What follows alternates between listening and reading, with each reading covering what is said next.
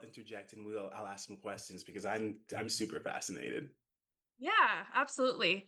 So it started like this all led up starting from a young age. I was diagnosed with a rare neurological movement disorder, Mm. as well as I wasn't diagnosed with paranormal activity. I just had a lot of paranormal activity, metaphysical activity, a lot of weird experiences, but I was really logical and I kind of just like poo pooed them. Like, I've got a crazy brain. I'm just crazy. And like I don't understand everything and I don't need to, and I just kind of dismissed it. Um, but in 2017, in April, I got really, really sick. So my myoclonus dystonia, which is the neurological movement disorder, progressed to a point that I was like incapacitating, basically. I just could hardly function. Then I was a huge insomniac, couldn't sleep for days on time. I mean, maybe 2 or 3 hours of sleep in 4 days. I have zero, zero, zero, and then 4 hours. Like no cat naps, no like tiny little sleeps, no cat, like seriously, zero sleep for days on Wow. end. And I did pretty good. I was pretty functioning until day 3 or 4. Then I'd start hallucinating. And then my body would finally like shut down and I'd get a few hours of sleep. Well, that combined, my body's exhausted. I've been going through this for 15 years already. And then I got the flu. And whether it was an energy like flu or a virus, I don't know. It doesn't really matter. All I know is I was sicker than a dog. I couldn't eat. I couldn't keep down food. I couldn't keep down water. And I was giving up. My brain was shutting down. My body was shutting down. My heart was shutting down. My soul felt like it was shutting down. And my parents knew that something was really wrong. I had moved, I think, 1,400 miles away from them because I knew I was going to die. I just didn't know how. And I wanted to die alone in peace, basically. But I was dying and they booked a flight. They couldn't get to me in for 2 more days. And my mom and I were on the phone all day, all night for like 3 days. And I'm like, she's got to get some sleep. She's got to try. So I told her I was going to try to get some sleep, even though I knew that wasn't going to happen. And I hung up the phone and I gave up. I told her I love her and I gave up. I didn't know if there was a God out there. I was raised in Christianity, but the God I was taught about never came through. If you believe hard enough, if you pray hard enough, you'll be healed. God will heal you. And I prayed, I pleaded, I begged, I cursed, all the things. Nothing ever changed. So I still didn't believe nothing was out there. I just didn't know what was out there. So in this moment, I, with every ounce of my soul, surrendered. I said, can't do this anymore. I give up. And I meant that with every ounce of my being, every fiber, every atom, every electron, every spark of energy that made me who I am and who made me, like, even to my soul core. And in that moment, I had this extreme wave of peace that just came over me. Like everything was ripped away. The pain, the constant chatter in my head, the crazy entities I was seeing, the nerves, the anxiety, the depression, the anger, the fear, the pain, everything was just ripped from me. And with that, I was just like, oh my God, this is the most peaceful I've ever felt in my whole life. And then I heard this voice, and it was loud, it was booming, but I can't tell you where it was coming from. It just said, are you ready? Well, something answered me. Something took away all this pain. I'm not going to question it. Hell yeah, I'm ready. Yeah. Sorry. But yeah, I was like, yes, there's no question about it. And so I just answered yes without even thinking. And that is when I felt 3 hard pounds on my chest. They weren't painful, they were just like intense. And my heart stopped. And in that moment, I was completely separated from my body. I instantly was in this blackness that was pure energy. There was, it was expansive beyond expansive. And I was just an energy body. I didn't really remember who I was as Bri or Brianna. or a human or Earth. I just knew I was home and there was the creator. And I just felt this immense love. No judgment, no anger, no hatred, nothing, nothing at all except for love and welcome home. And for some reason, even though I didn't know what had happened, my consciousness knew something had drastically changed. So the question, am I dead? And just like that, three monks appear out of the blackness and they're sitting cross-legged, floating by, and they just have this grin on their face as if to say, if you only knew. I was like, okay, that was curious. And they went back into the darkness and I let it go. It would take me 5 years after my experience to realize they were kind of laughing because there's no such thing as death. And how could I be a thing that does not exist?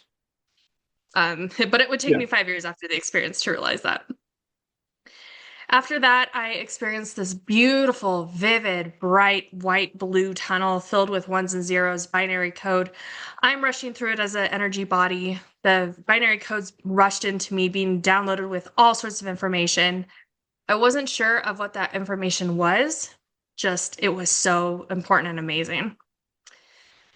After this beautiful tunnel, I ended up in this white space. Once again, pretty expansive, but there's no walls or floors or doors or windows. It's just all white. And behind me is a ascended master teacher. I don't know who. I never saw the spirit, the entity. I just knew it was an ascended master teacher. And in front of me, there's this huge pile of numbers. It's the only time in my whole experience that I have a human-like body.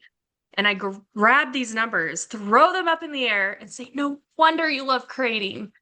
Because I realized the universe is created in math. I was more artsy, so I don't know why I was so excited about the universe being created with math. And that was a pretty relatively short experience. Then I go into what I think is the most fun experience or dimension or place.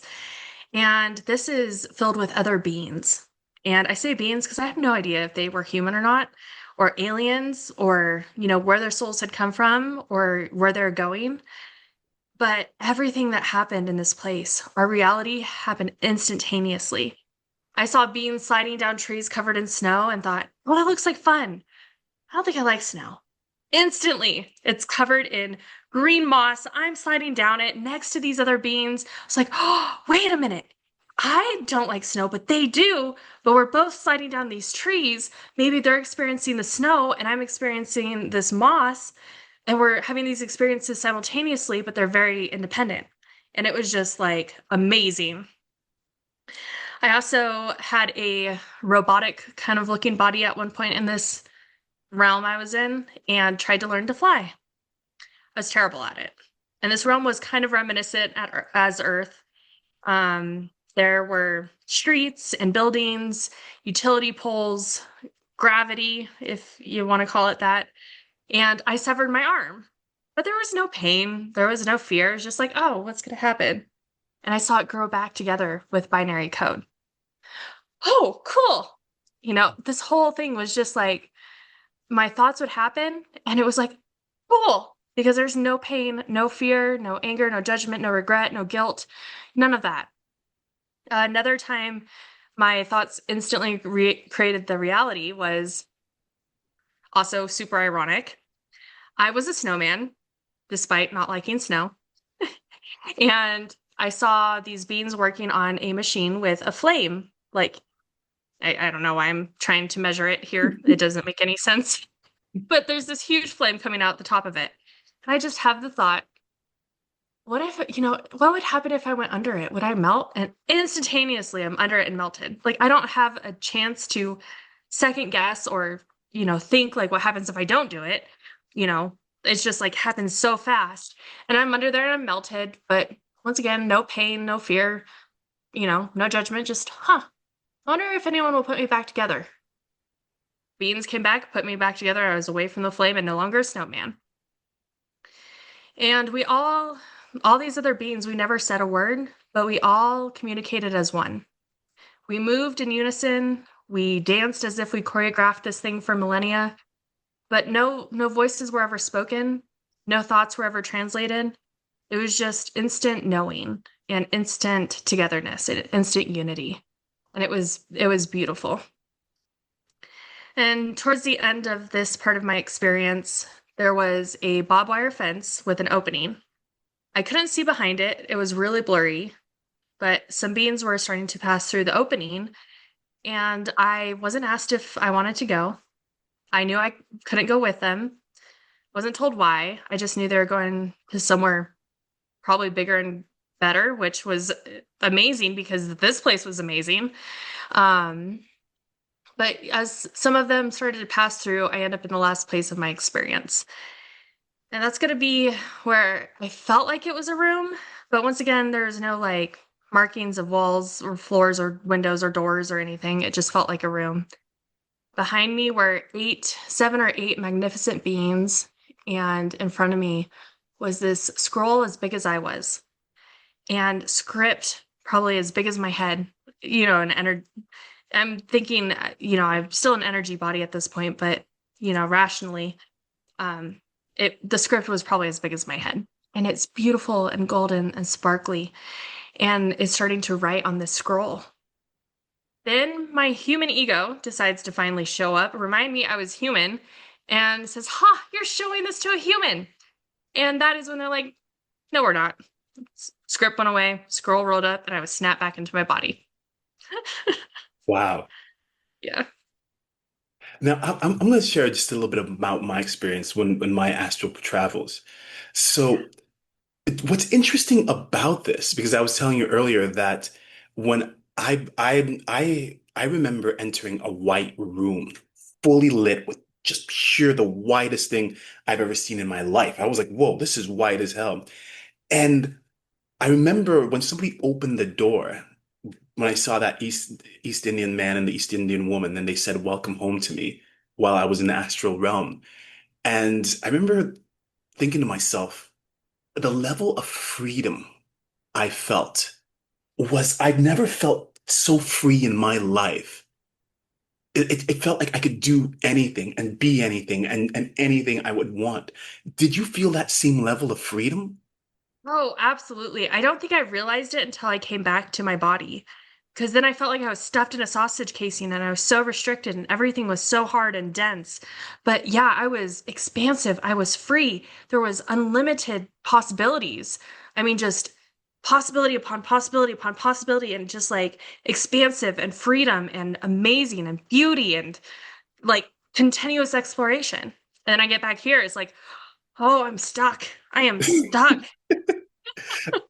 Now, what about the colors? Because I remember when I was there, the colors were crisp. It was so vibrant. I've never seen colors this vibrant in my life. Did Yeah, you? so the the darkness I was in was the blackest black I've ever seen. Mhm. But it wasn't void of anything. It was all of everything. And I've read up somewhere probably 2 years ago that there's this theory that sometimes light can be so bright it collapses in on itself. And I think that's maybe where, we get ideas of black holes, that the light is so expansive and so much energy, it collapses in on itself and it's dark. So I found that really interesting. But the tunnel was, I have been searching, like, well, I stopped searching because I know I'm not going to find it here, but I searched for probably 2 years to find any blue if that was as vibrant as the blue in my tunnel.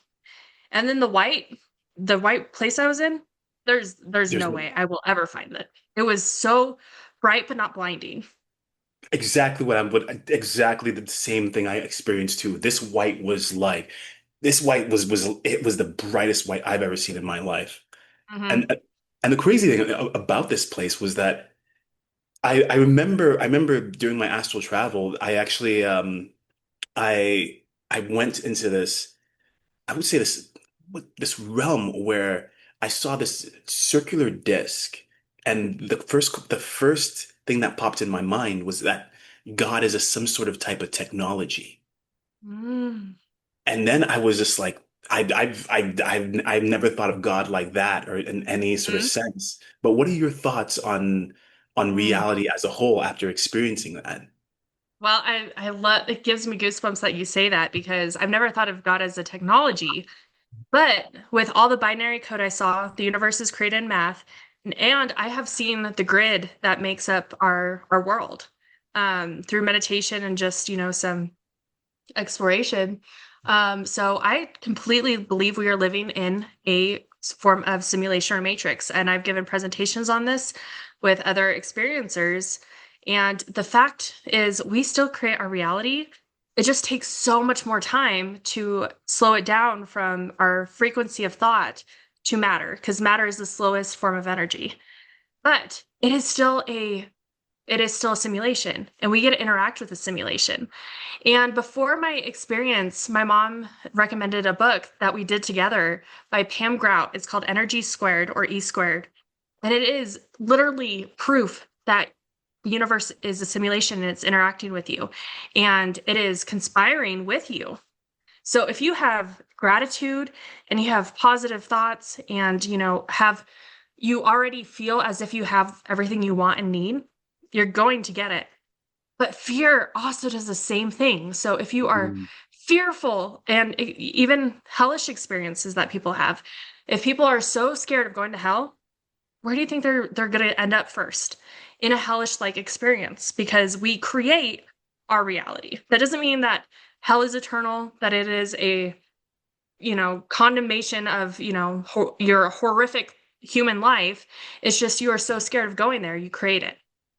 Fear is a very powerful emotion.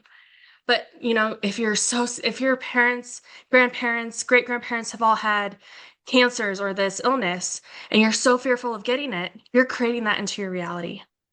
But if you're like, you know what? I'm breaking the chain. I'm jumping the loop. I'm jumping the line. I'm breaking it. I'm healthy. I will be healthy. I am already healthy. Guess what happens?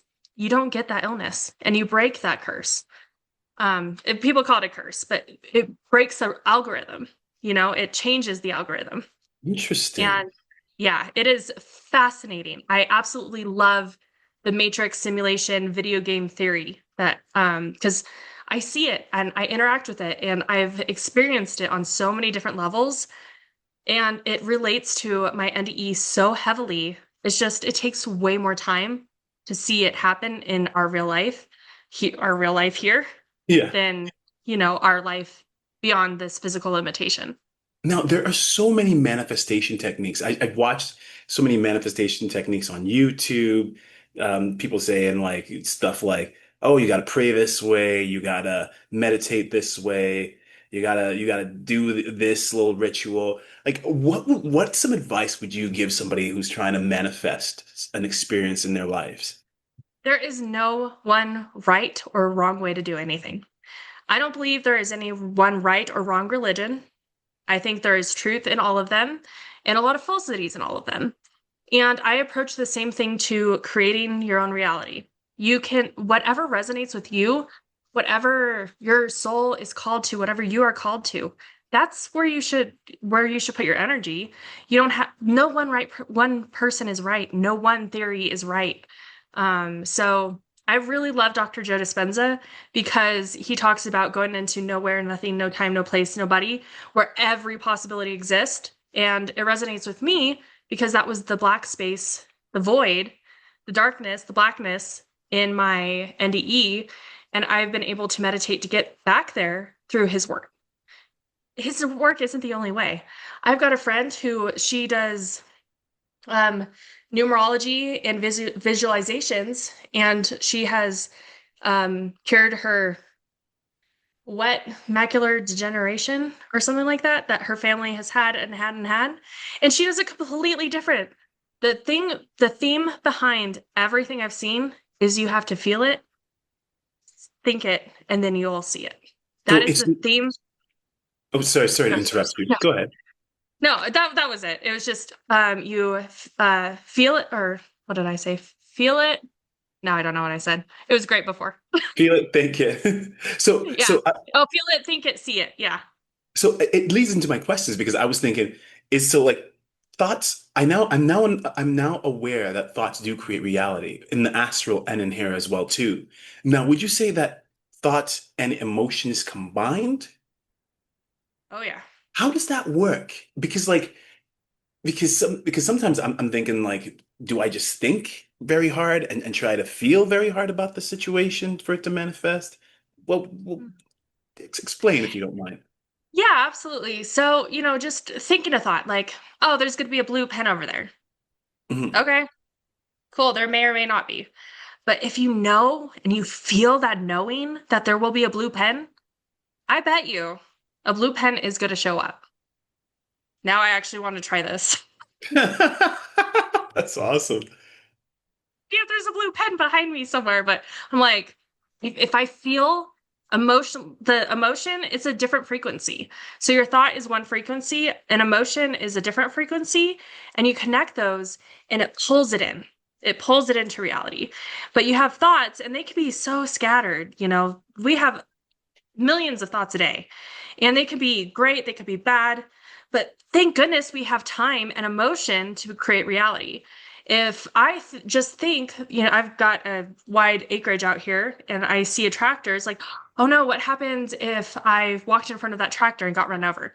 Well, here we have pain, we have physical death, we have, fear, all this ugly stuff. And thank goodness it doesn't happen right away. But I put no emotion towards it. It's like, oh no, I'm not going to go walking in the field when there's a tractor out there. Like I can talk myself out of it. But, kind of the same thing. It's like, oh, I'm going to have, this big house and this big family and all this stuff. And you don't put emotion behind it. It's like, cool. It's just a thought. And it's a frequency that kind of floats away. But the emotion behind it is a different frequency that anchors it to this reality. It anchors and pulls it in. Mm. So it's two different frequencies, but one is an anchor and one is kind of like you put it out there. And I feel like a lot of prayers go unanswered because they're just thoughts. And we put the wrong feelings behind them. We pray out of fear, pray out of frustration, we pray out of pain. We don't pray out of gratitude. We don't pray out of, we already have it. So a lot of religions that teach prayer, you're just letting your thoughts float away into the abyss. And yeah, maybe that possibility may come back, but when you put emotion behind it, it grabs it, it holds it, it anchors it, and it pulls it in. Nice. Now, what would you say? Like, I don't know about you, but like sometimes I feel guilt about stuff that I've done in the past, maybe, and experiences that, and some maybe some traumas as well too. What would you say to somebody who has sort of those experiences, who's trying to like let go of the past and sort of Yeah. manifest a better future? Yeah. So I actually work a lot with guilt because guilt is one of the biggest things keeping us from healing. Hmm. And a lot of guilt is, usually influxed on us and put on us by religion, culture, parents, generations, family, friends, everything around us makes us feel guilty. Most of the time, we're not malicious. Most of the time, we're not doing it to be hurtful. We're doing it to survive in one way or another. If you're going through a hard time and you lash out at somebody, you might feel guilty about that later. But it's a, survival, or, there's a million different explanations and examples I could give. But the thing is, who we are as an essence is love. And when we disappear from this realm, from all these negative, downgraded, low emotions, there's no guilt. There's no fear. And people who have life reviews, it's not God judging you. It's not God being like, you are so awful and now you're going to hell. Yeah, It's like, I actually that's another question I was going to ask you because I hear about a lot of NDEs talk about life reviews and that kind of scares me because I don't want people saying, "Oh it shoot," scared like me too. yeah, because I was Yeah, like, it "Oh scared me too. no." But I realized, so sometimes you review it by yourself, sometimes you review it with counsel, but no one is judging you. I don't even know if people really judge themselves. The big theme in life reviews, which, interesting enough, are mostly only common in Western culture.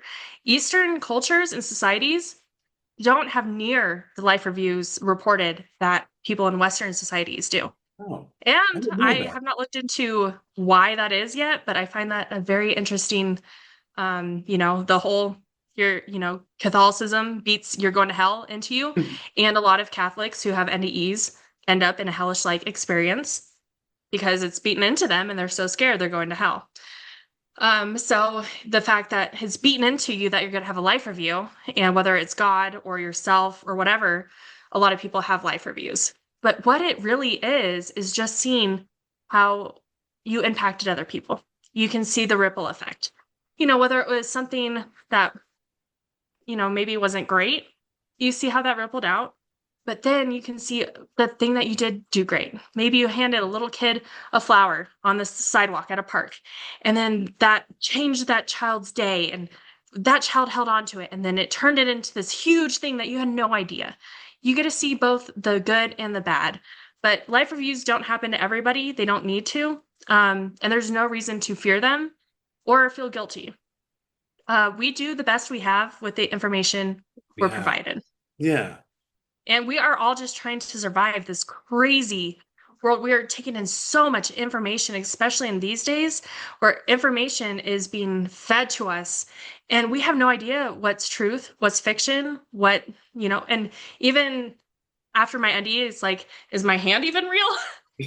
So, No, uh, actually, go ahead. I was yeah, gonna. it was just, everything is like we are trying to our brains are literally wired to make sense of the chaos. That's why we see faces and shapes in the clouds. Or you look up at a popcorn ceiling and you see, different animals and smiley faces and stuff like that. Our brain is wired to try to make sense of the chaos. And this life is extremely chaotic. Oh my gosh, tell me about it. Now, no, coming back to thoughts create reality, because we both know that thoughts create reality. Like it's like both of our experiences can definitely attest to this. Now, here's the most interesting thing, is that if thoughts create reality on just one person doing it, what about the Mm. collective? Oh my gosh. Oh, What do I you love it so much. what do you think about the collective thought creating reality? Because we see a lot of crime, we see a lot of destruction on the planet, we see a lot of things happening everywhere. Yeah, well, you What are see your the thoughts on destruction that? because that's what you're supposed to see. That's what the media and the, people in power want you to see. What you do not see is people behind the scenes who are a collective that are changing actual day events. They are changing weather phenomenons. They are stopping fires. They are stopping hurricanes. They are rerouting them. They are saving lives. They are changing lives. They are healing people behind the scenes. And it takes away the power of the, people who want to indoctrinate us with, politics, religion, education, and culture because they don't want their power taken away. And if we knew how powerful we were, they wouldn't have any power. So everything that's fed to us is to take our power away. So everyone's doing this behind the scenes. Like not everyone, but everyone who believes like you and I, who thoughts create reality and have proof. Like we see it happen. We have seen it happen. I see other people make it happen constantly. I hear stories. Because I tell my story, I get to hear amazing stories. And it is happening behind the scenes, but it's not widespread. It's, often, ridiculed and, not all the time, but the powers don't want their power taken away. And the thing is, it's already taken away because we have our own. And the people who know that are actually controlling reality behind the scenes and counteracting the measures that the people who are very powerful and want the chaos and the destruction and all this stuff to happen, they have a lot of energy. They know the same thing we do. They just don't know that, or they try to stop the people that are doing the countermeasures from doing it. Actually, that And makes sense. yeah, yeah, Because go for it. Go for it. no, but that totally makes sense. Because if you like, for example, if you like controlled the media, and you know that thoughts created reality, you can pump out all the most violent images and videos out there for people Mm-hmm. to be like, oh shoot, this world is a broken place. You'd Yeah. warp the perceptions. But Mm-hmm. here's the thing, there's no difference between perception and reality. Is they're both the Mm-hmm. same things. So Your then, per my favorite thing to say is your perception creates your reality and your reality creates your perception. yeah, they're both, that's beautiful. That's Yeah. beautiful. But and scary and at the same time. Like that's Yeah. scary that people would do that. Yeah. But, and a lot of it is built on fear. And I don't think Mhm. that every soul here is from the, so this is extremely controversial, especially in the NDE or religious community. But Mhm. I don't think every soul comes from the place that is love and light. I really don't.